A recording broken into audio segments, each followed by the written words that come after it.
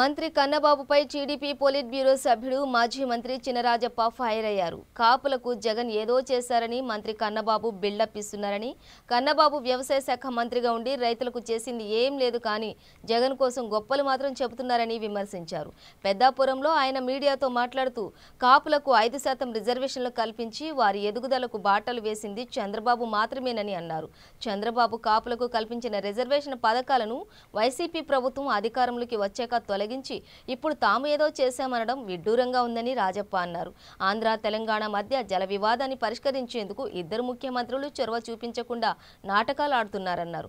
జగన్, కేసీఆర్ రాత్రులు మాట్లాడుకుంటూ పగలు ఆరోపణలు చేసుకుంటూ ప్రజలను మోసం చేస్తున్నారని ఆయన అన్నారు. చంద్రబాబు నాయుడు గారు కాపులకు ఇచ్చిన మాట ప్రకారం ఆ రోజు కమిషన్ ఏర్పాటు చేసి రిపోర్ట్ తెప్పించుకుని రిజర్వేషన్ కూడా అనౌన్స్ చేయడం జరిగింది.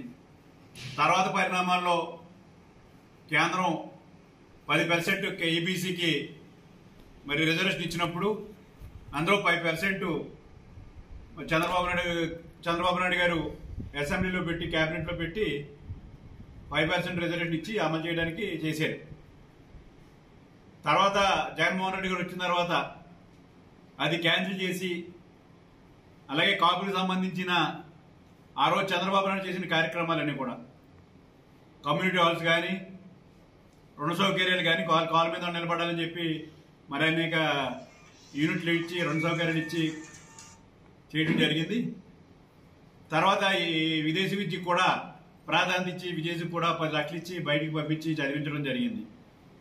అలాగే కాపులకు సంబంధించి అనేక కార్యక్రమాలు చేపట్టి ప్రతి జిల్లా హెడ్ క్వార్టర్లోనూ కూడా ఒక కాపు కమ్యూనిటీ కావాలని 2 ఎకరాలు ఇచ్చి డబ్బులు ఇవ్వడం జరిగింది.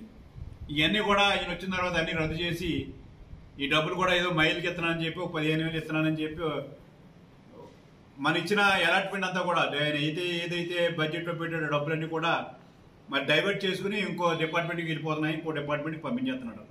కానీ ఇక్కడ వచ్చినోడికి అమలుకి వచ్చినోడికి అమలు ఏమీ లేదు, మొత్తం స్కీమ్స్ అన్నీ కూడా ఆగిపోయినాయి.